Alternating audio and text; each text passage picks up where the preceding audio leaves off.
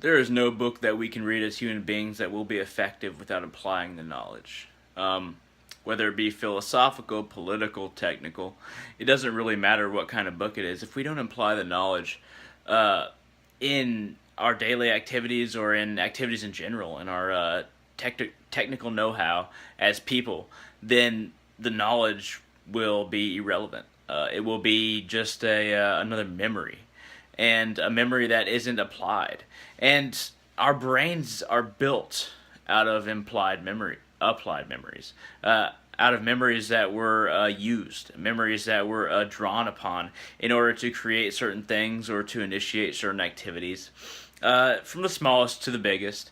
And books, in that sense, just books in general, they are tomes of either graveyards or gardens. And this may seem very strange. Tomes is a very strange word for this, but they are collections of knowledge that are either used or not used. And there are very many copies of every book, obviously. Well, almost every book. There are very many copies.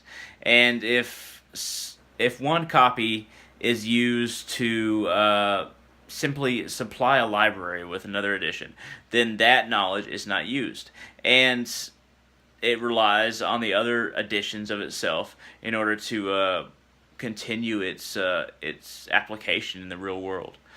And on the other hand, if there are very few copies produced of another book, and it is applied by the few people who buy it, then it is a successful piece of knowledge. And, knowledge is something that transcends one particular language or another. It transcends even one application or another. It exists to be used, and it exists with the assumption that people who can read it, people can apply it. And libraries are the powerhouse, or used to be the powerhouse, of human advancement. It's really a shame. This is the point that I wanted to get to. It's really a shame that libraries aren't used as much as they were. Now, you could say all the knowledge can be found online, on the internet. You can buy books on Kindle. You can store many, many books on Kindle. You can listen to audiobooks. But there's always something about having a hard copy in your hand that was produced to be read as a hard copy and to be applied with whatever science, with whatever technique you're trying to use, by the person holding the book. And this is kind of an old mystique, an old value that maybe won't apply forever. It probably won't apply forever. But to hold a piece of knowledge, to really feel it in your hands and to flip through it, to read it line by line in a linear succession, in a tome, in a collection of pages, it has a certain homeliness. It has a certain familiarity with humanity.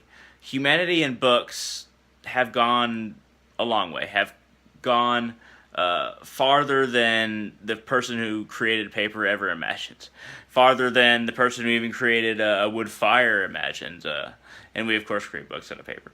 But it's simply amazing that we have transcended the need for books. We've transcended the need for collections of pages, but to interact with it, we still need those pages. We still need to turn. We still need to hold the book in our hand.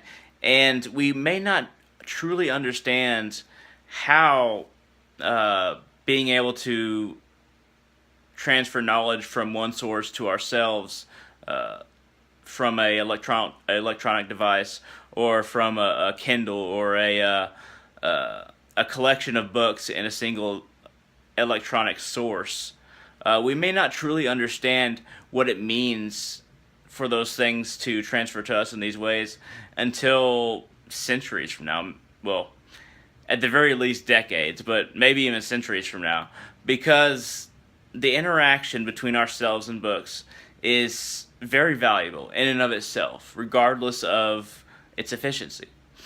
And I hope to see some kind of studies in the future, in the near future, about what it is to interact with the knowledge physically while you're reading it, while you're understanding it, as compared to clicking a button, either in a Kindle or on a device, and basically flipping through knowledge in that way.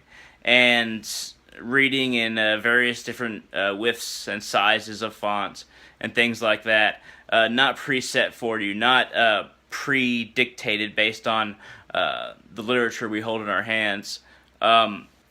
There is a certain value in having to adapt to a book you hold in your hands compared to having the ability to basically adapt any literature to the specifications that you want. And it's going to be interesting in the coming years as human beings to see what the difference is as far as how it inflicts us, how it inflicts our ability to learn, our understanding of the knowledge, and the knowledge itself. But that's all I got to say. I just wanted to make a few comments on books, how they've changed, and how knowledge interacts with us, how we interact with knowledge, and how it might be in the future, and if these have any implications that we have yet to see. Thank you very much for watching. Give me a thumbs up down there if you like this video. If you want to see more like it, give me some suggestions, and hit that subscribe down there. But thank you very much for watching. I appreciate it.